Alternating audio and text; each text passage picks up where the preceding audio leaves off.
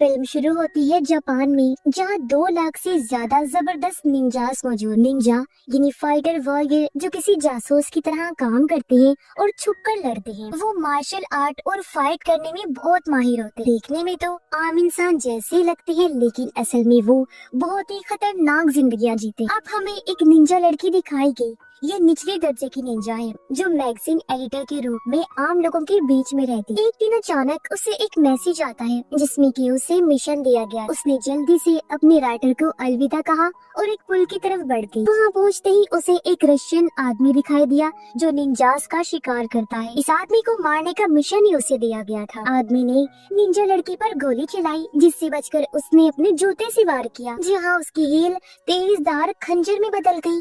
वो आदमी उससे अपना बचाव करता गया और अपनी बंदूक से लड़की पर गोली चलाता रहा, लेकिन उसने बचकर कुछ निंजा स्टार उसकी तरफ फेंके, जो नोकदार थे और उसके टांगों पर जोर से टांग मारती है। लेकिन फिर भी वो आदमी रुकता नहीं। लड़की के करंट वाले रॉड का भी उस पर असर नहीं हो रहा था और लड़की को जोर से जमीन पर दे मारता है। कुछ दूरी से एक दूसरा निंजा ये सब देख रहा था, जो दरअसल सीनियर निंजा होता है। अब वो आदमी लड़की को गोली मारने ही वाला था, लेकिन गोली चलने से पहले उसकी बाजू में टूथपिक आकर लग गई। जैसे उसने पलट कर देखा तो एक लड़का उसकी तरफ बढ़ता हुआ आ रहा था।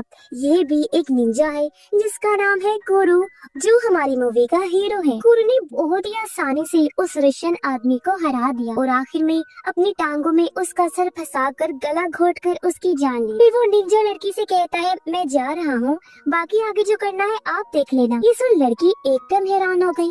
उसने सोचा कैसा आदमी है ये। वो उसे कहती भी है कि उसे तुमने मारा है, अपना सारा क्रेडिट मुझे क्यों लेने दे रही हो। उन्होंने जवाब दिया कि इतना काम नहीं करना मुझे, मैं घर जा रहा हूँ, नींद आ रही है, मुझे सोना है। जिससे हम अंदाजा लगाते हैं कि कुरो निंजा तो बहुत कमाल का था, लेकिन आलसी भी बहुत था। हर टाइम उसे नींद आती रहती थी, इसलिए वो चुपचाप वहाँ से चला जाता है। वो एक पुराने घर में रहता है। अकेले बोर होते हुए वो फूंक मार मार कर टूथपिक का तीर बनाने की प्रैक्टिस करता रहता है। तभी अचानक कोई उसके कमरे में बिना आवाज किए घुस आता है। ये था सीनियर निंजा, जो उसे एक मिशन देने आया। दूसरी जंग के बाद कुछ बुरे निंजास ने मिलकर एक खतरनाक ग्रुप बनाया था, जिसका नाम है अंडरग्राउंड निंजास। खुफिया जानकारी से पता चला है कि उन्होंने जोटन हाई स्कूल में घुसकर वहां पर कब्जा कर लिया है। ये स्कूल एक खास जगह पर बना है, जहां पहले एक टूटा फूटा पुराना आर्मी स्कूल हुआ करता था, जहां अभी भी लड़ाई के वक्त के कुछ राज छुपे हुए हैं। कुरो को मिशन दिया जाता है कि उसे अंडर कवर जाकर उनके प्लान का पता लगाना है। उसके मिशन में मदद करने के लिए सीनियर निंजा ने उसे एक खास सूट दिया। इस सूट की मदद से वो गायब हो सकता था, लेकिन थोड़ा बहुत पूरा नहीं। जब कुरो इस सूट को चेक कर रहा था, तभी टॉयलेट से उसके दोस्त की आवाज आई, जो टॉयलेट पेपर मांग रही थी। वो रोल बहुत दूर रखा हुआ था। उसने कुरो से कहा कि अगर मेरी तरफ देखा ना बच्चू, तो बहुत मारूंगी, समझा। उसकी बात मानते हुए कुरो लड़की के ऊपर वाली दीवार पर चढ़कर टॉयलेट पेपर तक पहुंच जाता है, लेकिन आखिर में टॉयलेट पेपर पकड़ाने के लिए लड़के की तरफ मुड़ गया, जिसके लिए बेचारे के मुंह पर लड़की जोरदार चप्पल फेंक के मारती है। अगली सुबह कुरो जोटन हाई स्कूल जाता है। वहाँ उसे पता चला कि मुझे एंट्रेंस का पेपर देना होगा। वो बहुत ज्यादा परेशान हो जाता है। उसने एक पल के लिए सोचा कि छोड़ो, मिशन पूरा करके क्या ही करना है, यहाँ से निकल जाता हूँ।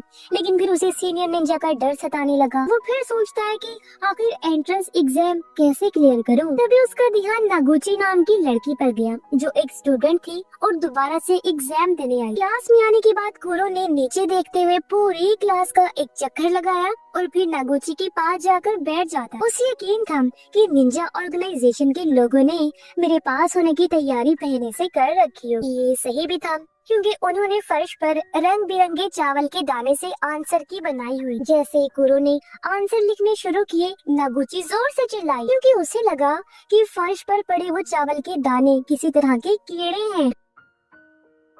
टीचर ने कहा कि अगर तुम्हें मसला है, इनसे तो मैं साफ कर दूं क्या इनको। लेकिन कुरो ऐसा नहीं चाहता था। उसने सोचा कि भाई कुछ तो करना पड़ेगा। उसने जानबूझकर अपनी इरेजर नीचे फेंकी और पेपर की बॉल बनाकर वो इरेजर उठाने के बहाने नीचे झुका और पेपर बॉल बड़ी सफाई से नागुची को दे मारी, जिसकी वजह से वो चिल्लाने लगी। कहती है, अभी किसी ने मुझे हाथ लगाया है। वो तो टीचर पर इल्जाम लगाने लगी कि सर ये आप है ना, आपको शर्म नहीं आई है करते हुए। लेकिन टीचर ने कहा, देख बच्ची, मेरे इतने लंबे बात तो है नहीं कि तुम्हें यहाँ से वहाँ इतनी दूर जाकर हाथ लगाऊं। उनकी बहस के बीच कुरु ने जल्दी से एक के बाद एक पेपर भरने शुरू कर, लेकिन इससे पहले वो मैथ का पेपर कर पाता, टीचर नगुची को संभालने के लिए उसकी तरफ बढ़ा और साथ ही पैर रख के वो चावल के दाने भी हिला दिए। अब कोई रास्ता था नहीं तो कुरु ने अपनी एक्टिंग की मदद ली और बैठे बैठे टॉयलेट वहीं कर देता है। फिर उसने रोना शुरू कर दिया कि मैं तो एग्जाम के लिए इतना डर गया था कि मैंने गलती से बहुत सारा पानी पी लिया। जिसके बाद टीचर ने उसे चुप करवाया और कहा कि देखो, एग्जाम तो सिर्फ नाम के लिए है, अगर तुम खाली शीट भी दोगे ना तब भी तुम्हें पास कर देंगी, ठीक है। जिससे वो शांत हो गया। अब कुरु स्कूल के बारे में जानकारी हासिल करना चाहता था, तो वापस जाते हुए उसने नगुची का इंतजार किया और दोनों साथ चलकर घर जाने लगे। कुरु का घर पहले आ गया तो उसने नगुची से कहा कि चलो मेरे घर चलते। नगुची थोड़ा हिचकिचाई, फिर मान जाती है और दोनों उसके घर की छत पर पहुंच जाते हैं। उनकी बातचीत के दौरान नगुची ने बताया कि क्लास में कुछ शरारती बच्चे हैं, वो हो सकता है तुम्हें परेशान करें। मेरा एक दोस्त है, उसे उन्होंने इतना परेशान किया कि वो बेचारा क्लास आना ही छोड़ गया। साथ ही उसने बताया कि हमारे स्कूल के नीचे काफी खुफिया टनल्स हैं, सुरंगें हैं जो दूसरे जंग के टाइम की एक पुरानी मिलिट्री बेस तक जाती हैं। ये सुन कुरु समझ गया कि शायद अंडरग्राउंड निंजा ग्रुप किसी मिलिट्री बेस के पीछे है। जब सूरज डूबने लगा तो नगुची ने कहा कि मुझे अब घर जाना चाहिए, लेकिन अचानक ही वो छत से फिसलकर गिर गई। नीचे गिरने से पहले ही कुरु ने छलांग लगाकर उसे बड़ी आसानी से पकड़ लिया। जैसे ही दोनों नीचे गिरे, कुरु के सूट का सेफ्टी मोड ऑन हो गया जो कुशन की तरह बन जाता है। लेकिन इस डर की वजह से नगुची चिल्लाते हुए ही बेहोश हो गई, जिसके बाद कुरु उसे घर छोड़ाया। उसी रात कुरु एक लड़के को देखता है जो नगुची का ही दोस्त था। अगले दिन कुरु उसे स्कूल ले गया, ये कहकर कि टेंशन मत ले, अगर किसी ने तुम्हें परेशान किया तो मैं तुम्हें बचाऊंगा। लेकिन स्कूल पहुँचते ही वो लड़के फिर से उसे परेशान करने लगे, मगर वो भूल गए थे कि इस बार कुरु उसके साथ है। तब कुरु ने अपने पैर से नगुची के दोस्त का पैर पकड़ा और जोर से उसे बुरे लड़के को दे मारा, जिससे वो लड़का दर्द में तड़पने लगता है। लेकिन नगुची के दोस्त को समझ नहीं आई कि हुआ क्या, और फिर कुरु पीछे लाइन में जाकर बैठ जाता है। तभी उसके चेहरे पर लेजर की लाल रोशनी पड़ी जो एक टेडी बेयर से आ रही। ये दरअसल निंजास का सिग्नल था एक दूसरे से बात करने का। और तब कुरु क्लास से उठकर बाहर चला जाता है। वो जब छत पर आया तो यहाँ एक लड़का था जो हाई रैंक निंजा होता है। जिस दिन कुरु ने उस रशियन आदमी को मारा था तब ये भी वहाँ था। कुरु की तरह वो भी स्कूल में एक खुफिया निंजा के रूप में है, जिसका काम ये पता लगाना कि अंडरग्राउंड निंजा ग्रुप में कौन कौन है। उन दोनों के साथ साथ यहाँ एक और निंजा बेस बदल कर रह रहा है जो स्कूल का डायरेक्टर है। वो कुरु को एक रूम में मिलने बुलाता है और फिर वहाँ से गायब हो गया। तभी कुरु ने देखा कि नगुची का दोस्त फिर से मुसीबत में फंस गया है। वो अपने जिस्म के ऊपर वाले हिस्से को बिल्कुल गायब करके वहाँ एक बॉक्स पहनकर उनके सामने चला गया। लड़कों ने जब उसे देखा तो समझ ही नहीं पाते कि आखिर ये है क्या। एक ने जैसे टांग मारी जानने के लिए कि आखिर ये कौन है, तब उल्टा वो खुद ही नीचे गिर गया। कुरु ने पहले उस लड़के को सबक सिखाया, फिर नगुची के दोस्त के पीछे खड़ा होके उसकी हाथ पकड़ लिए।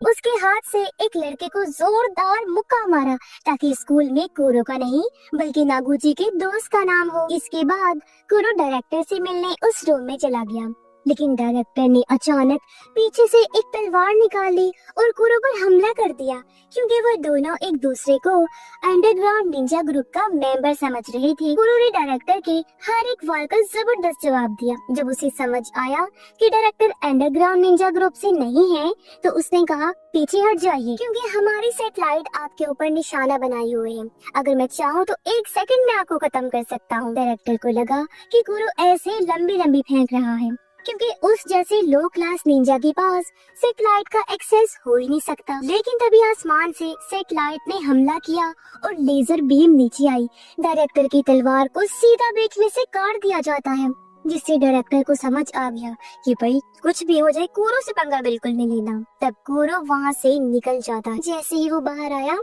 तो उसने देखा कि उसकी क्लास की सबसे मशहूर लड़की उसका इंतजार कर रही थी। वो कुरु को देखकर अजीब सा मुस्कुराती है और बिना कुछ कहे वहाँ से चली जाती है। उसी दौरान एक स्टोर का सीन दिखाया जाता है। जब एक कस्टमर बाहर निकला तो स्टोर का सेंसर वाला दरवाजा खुद ब खुद खुला और फिर बंद हो जाता है, जिससे कोई ना दिखने वाली चीज अंदर घुस आई हो, यानी इनविजिबल पावर, जिसका वजूद तो होता है लेकिन वो नजर नहीं आती। फिर कुछ देर बाद स्टोर का सामान अचानक गिरने लगता है। ये देखकर स्टोर में मौजूद औरत ने लड़ने की कोशिश की क्योंकि वो समझ गई थी और एक निंजा थी, लेकिन उस इनविजिबल आदमी ने तलवार मार कर उसे वहीं खत्म कर दिया। तभी निंजा लड़की को एक मैसेज मिला कि उसकी मास्टर को किसी ने मार दिया है। मास्टर दरअसल स्टोर वाली लेडी थी और तभी निंजा लड़की पर भी हमला हो जाता है, जिससे वो समझ गई कि ये आदमी जरूर किसी अंडरग्राउंड निंजा ग्रुप का है, क्योंकि उनके पास ही ऐसा स्पेशल सूट होता है जो एक इंसान को पूरी तरह गायब कर देता है, जबकि उनका अपना सूट सिर्फ आधे इंसान को गायब करता है। इसी वक्त जब एक स्टूडेंट लड़की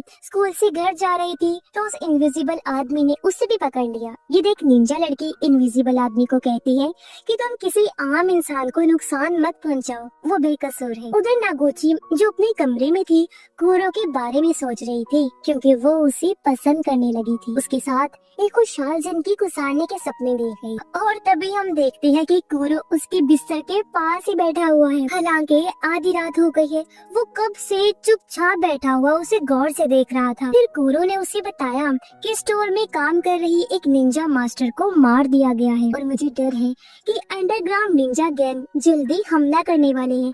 हमारे स्कूल में एक बहुत ही जबरदस्त लड़ाई छिड़ने वाली है, इसलिए मैं ये कहने आया हूँ कि तुम कुछ दिनों के लिए स्कूल मत आना, ठीक है?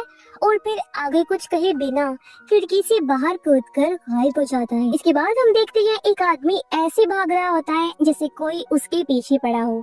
अचानक एक निंजा स्टार उसका पीछा करने लगा और मौका मिलते ही उसके टांग में घुस जाता है, जिससे वो आदमी वहीं गिर पड़ा। उसका नाम सरुटा होता है, जो पहले कुरो की टीम का ही एक निंजा था, लेकिन अब उसने वो ग्रुप छोड़ दिया। फिर उसका पीछा कर रहा वो इनविजिबल आदमी पूछता है, क्या तुम अंडरग्राउंड निंजास के साथ जुड़ना चाहोगी? तब सरुटा फौरन मान जाता है। उसने कहा कि लोगों को मारने में तो मुझे वैसे भी बहुत मजा आता है। पता चलता है कि जो इनविजिबल निंजा सभी निंजास को मार रहा था वो कोई और नहीं बल्कि सरुटा ही है। अगली सुबह जब एक स्टूडेंट स्कूल जा रहा था तो सरुटा ने एक ही झटके में उसकी गर्दन तोड़ दी और उसकी बॉडी को अपने साथ ले जाता है। उधर कुरो के मना करने के बावजूद भी नागुची उसे ढूंढते हुए स्कूल आ गई। तभी स्कूल के डायरेक्टर ने उसे देख लिया। नागुची ने घबराहट में सब कुछ बता दिया कि कुरो ने मुझे बताया था कि स्कूल तबाह होने वाला है। डायरेक्टर समझ जाता है कि लड़ाई छिड़ने ही वाली है। उसने नागुची को एक अंगूठी देते हुए कहा कि ये कुरो को दे देना, उसे ढूंढने की कोशिश करो, ये बहुत जरूरी है। कुछ देर बाद सरुटा उस स्टूडेंट की बॉडी के साथ क्लास में पहुंचा। अभी भी उसे कोई देख नहीं पा रहा था और अचानक से वो बिना सर का जिस्म सबके बीच गिर जाता है। क्लास में भगदड़ मच गई और सरुटा एक के बाद एक स्टूडेंट को खत्म करने लगता है। कुछ स्टूडेंट कमरे से निकलने में कामयाब हो गए, लेकिन सरुटा अभी उनके पीछे ही था। जल्दी निंजा लड़की और हाई रैंक निंजा को खबर मिली कि अंडरग्राउंड निंजास का एक आदमी स्कूल में तबाही मचा रहा है। निंजा लड़की ने फिर वहां जाकर अपनी आंखों के सामने ये खून खराबा देखा। उसने अपनी बिजली वाली छड़ी निकाली तो किलर सरुटा ने अपना गायब होने वाला सूट उतार दिया, फिर मास्क भी हटा दिया और पूछता है, पहचाना मुझे? स्कूल में जब हम पढ़ते थे मैं तुम्हें बहुत ज्यादा प्यार करता था, लेकिन तुमने मेरे प्यार का मजाक बनाया और भाग गई थी, इसलिए अब मुझे तुम बिल्कुल भी पसंद नहीं हो। गुस्से और नफरत से भरे हुए सरुटा ने खुद को बिल्कुल नहीं रोका, उस पर हमला बोल दिया और अब दोनों खतरनाक तरीके से लड़ने लगते हैं, एक से बढ़कर एक। निंजा लड़की बहुत तेज थी, इसलिए वो जल्दी ही जीत के करीब आ गई, लेकिन उसने एक चीज पर ध्यान नहीं दिया कि सरुटा का सूट बिजली की वार को अपने अंदर समा सकता था, इसलिए लड़की की बिजली वाली छड़ी का कोई असर ही नहीं होता। और अब जब निंजा लड़की हारने लगी तब एक आदमी छत से कूदकर अंदर आ जाता है। ये था सीनियर निंजा, जिसके सामने सरुटा का टिक पाना लगभग नामुमकिन था।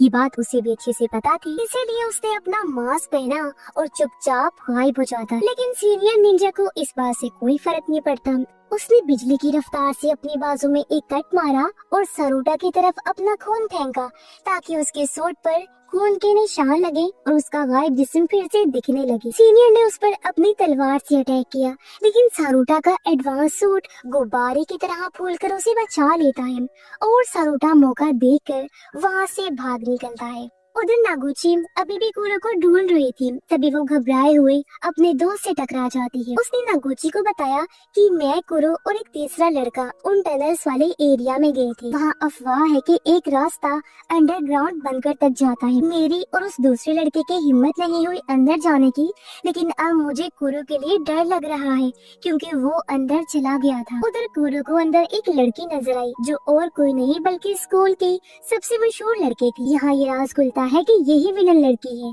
इसने ये पूरा प्लान बनाया था। अब जितना कुरो ने सोचा था, विलन लड़की उससे बहुत ज्यादा ताकतवर थी। कुरो ने उस पर एक बॉम्ब से हमला किया, लेकिन वो एक ही झटके में उड़ गई और सामने की दीवार पर चिपक गई, वो भी सिर्फ एक उंगली के सहारे। फिर कुरो ने उस पर 2 तेज करंट वाली तारे फेंकी, लेकिन उसने अपने हाथों से ही वो तारें पकड़ ली, मानो किसी बिजली का उस पर बिल्कुल भी असर नहीं हो रहा। वहीं सारोटा स्कूल में ही घूम रहा था, तभी उसके सामने हाई रैंक निंजा आकर खड़ा हुआ। उसने अपनी तलवार उठाई और बहुत ही ज्यादा फुर्ती से सारोटा का मुकाबला करने लगा। हाई रैंक निंजा ने बड़ी चालाकी से जमीन पर कांच बिखेर दिया, जिससे कि अब उसे पता चल रहा था कि सारोटा कहाँ है। साथ ही उसका वो टेडी बियर भी सारोटा की लोकेशन पिन पॉइंट करने में कामयाब हो जाता है, जिससे उसने सारोटा को एक दीवार से लगा दिया। अब कुछ ही पलों में सैटेलाइट के हमले से सारोटा मार दिया जाता, लेकिन एन वक्त पर वो वहाँ से बच निकलता है। हाई रैंक निंजा उसके पीछे भागा और उसने छत पर सारोटा को पकड़ लिया। अपनी तलवार की वार से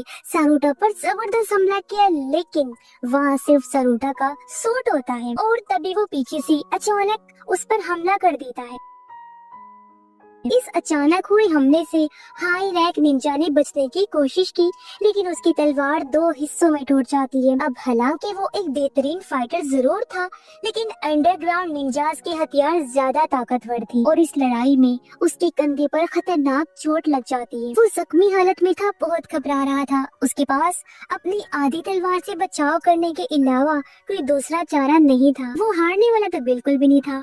उसकी किस्मत अच्छी भी थी क्योंकि तभी यहाँ सीनियर निंजा ने आकर बाजी पलट दी। उसने अपनी तलवार को सारोटा के जिस्म के पार करके उसका खेल इधर ही खत्म कर दिया, जिससे आखिर हाई रैंक निंजा की जान बच जाती। निजी सुरंग में कुरो लड़ाई में हार रहा था। उसे समझ आ गया था कि मेरे लिए विलन लड़की को हराना लगभग नामुमकिन है, क्योंकि उसके पास बहुत ज्यादा पावर थी। लेकिन कुरो ये जरूर जानना चाहता था कि वो आखिर चाहती क्या है और ये सब क्यों कर रही है। फिर फाइनली विलन लड़की सच बता देती है कि मैंने जानबूझकर बाहर जाकर झूठ फैलाया ताकि सभी निंजास को स्कूल तक ला सकूं। इससे निंजास लेजर सैटेलाइट को एक्टिवेट कर देंगे और मैं उस सैटेलाइट की लोकेशन का पता लगा लूंगी। हैक किए हुए डेटा का इस्तेमाल करके उन्होंने सैटेलाइट का पता भी लगा लिया और अब उनका एक आदमी उस सैटेलाइट के पास पहुंच चुका था। उनके पास वो स्पेशल सूट भी थे जो स्पेस में भी काम करते। उधर विलन लड़की ने कुरो पर एक खतरनाक हमला किया। उसकी जबरदस्त ताकत के सामने